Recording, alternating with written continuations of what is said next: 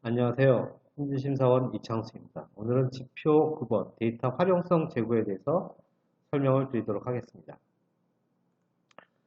데이터 활용성 제고는 기관의 데이터 활용을 위한 데이터 품질 오류 신고 접수 및 처리 등, 그 다음에 수요자 요구사항 조사를 하고 정책에 반영하는가 이런 활동 등을 점검하는 부분입니다. 이거는 총괄기관에 대한 평가 부분이고요. 배점은 10점. 그래서 중앙행정기관과 광역시도가 되고 기초지자체는 평가에서 제외됩니다. 보면 4등급부터 보죠. 4등급에 충족하지 못하면 자동적으로 5등급으로 내려가게 되어 있습니다. 그래서 5등급은 일부 품질 오류 신고라든가 요구사항 접수 등 일부 하고 있는 경우에 5등급이 되어지고요.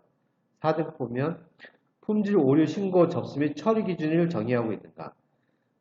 내외부, 내부도 포함하고요. 외부에서 데이터 이용자를 대상으로서 품질 오류 신고 및 요구사항을 신청하고 접수할 수 있는 창구를 운영하고 있다. 그러니까 창구를 운영하고 있습니다. 기관 차원에서 운영을 하는 겁니다. 어떤 품질 오류가 발생했을 때 그런 것들을 접수할 수 있는, 사용자 입장에서는 신고할 수 있는, 그래서 어떻게 바꿔달라고 해줄 수 있는 이런 창구가 운영되고 있는가. 그리고 수요자 요구사항 처리 절차 및 기준을 정의하고 있는가. 그런 요구사항이 들어오게 되면 어떻게 처리하고 어떻게 할지 이런 기준이 기관 차원에서 정의되고 있는가. 이 부분에 대한 평가입니다. 그래서 이러한 부분들은 뭐 이런 창구를 운영하고 있다면 그냥 화면 캡처라든가 절차 기준 이런 거 갖고서 평가를 수행하게 됩니다. 3등급 보면 품질 오류 신고 내역 기록 관리 및 처리 기준 준수입니다. 일자별 신고 접수된 처리 내역. 이런 창구를 운영하고 이제 첨가가 되었겠죠. 처리 내역과 처리 결과를 기록으로 관리하고 있다. 그 기록을 관리하고 있어야 되는 거죠. 그 다음에 수요자 요구사항 처리 절차 및 기준을 준수하고 있으며 처리 결과를 신청자에게 통보하고 있다. 신청자에게 통보하는 내용 이런 부분들이 있어야 됩니다. 여기서 우리는 창구를 운영하고 있는데 신고된 건이 한 건도 없어. 뭐 이렇게 얘기할 수도 있잖아요. 이렇게. 그러면 이거 안 한 걸로 보고 4등급에 대한 평가를 내리게 됩니다. 그래서 이러한 부분들이 신고 내역과 처리 절차가 있어야 되고 신고자에게 통지한 내역들이 증적으로서 제시되어져야 합니다. 2등급을 보죠.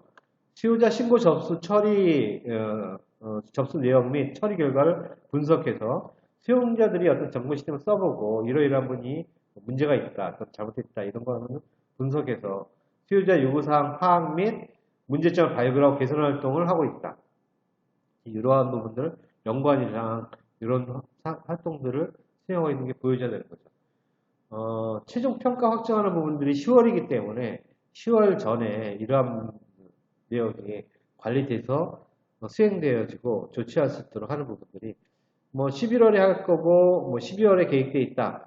사실 평가자 입장에서는 그거는 확정할 수 없는 부분이기 때문에 인정을 할 수가 없습니다. 그렇게 되면 인정을 안 하게 되는 거죠.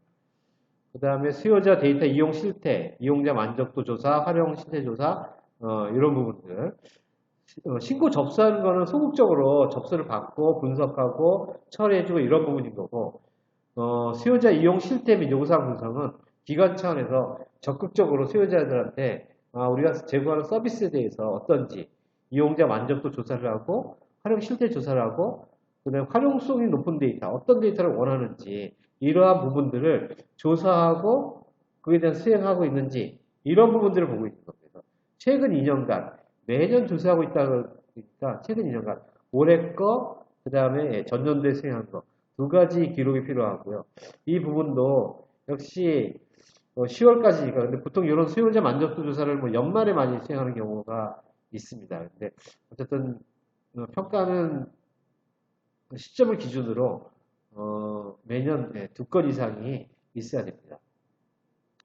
1등급 보면 수요자 데이터 이용 실태 조사 결과 등을 통해 파악된 요구사항을 여기서 이런 부분을 통해서 그러니까 뭐 신고 접수 내역도 되어 있을 거고 그 다음에 이용 실태 분석도 했을 거고 이렇게 해서 파악된 내용을 어떤 정책에 기관 차원에서 정책에 반영 개선하고 있음 연간 1회 이상 제도라든가 업무 등에 반영하고 있다는 부분들 이러한 부분이 반영되고 있다는 부분들이 우리가 어떤 정책을 나왔는데 결국 이러한 부분 갖고서 반영되어졌다. 이러한 것에 대한 내역이 있다면 이게 1등급을 받을 수 있는 1등급에 대한 조건입니다. 다음에 있는 예시들을 잠깐 보죠. 품질 오류 신고 접수 예수입니다. 이건 오류 신고 접수 창구를 이렇게 홈페이지에 만들어서 수행하고 있는 이러한 내역들이죠. 그 다음에 오류 신고 목록입니다. 볼 수 있는 부분들이고, 그 다음에 오류 신고에 따라서 또 개선 조치한 내역들을 볼 수 있는 내역들인 거고요.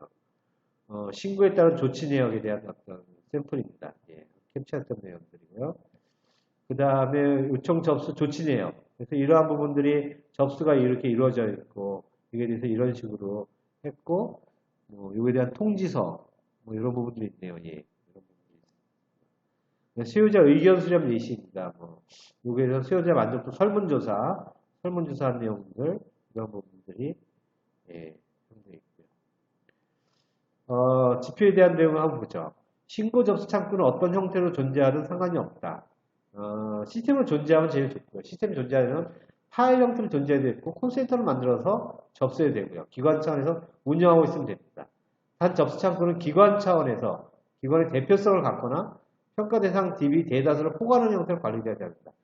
각각의 DB에서 만약에 내가 10개의 DB를 평가를 받고 있는데 몇 개, 한 대여섯 개가 평가 운영하고 있고 기관 차원에서 운영하고 있지 않다.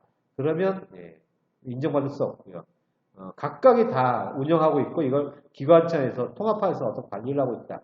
이러면 인정받을 수 있을 것 같습니다. 평가 기준 보면 당해년도에 접수 창구를 만들고 난 후 접수 내용이 한 건도 없어서 후속 활동을 할 수 없는 경우 앞에서 얘기했었죠. 이런 경우에 인정을 하지 않습니다. 그래서 4등급 활동 자체가 없으므로 상위 등급을 부여하는 것을 불인정한다. 이런 부분이고요.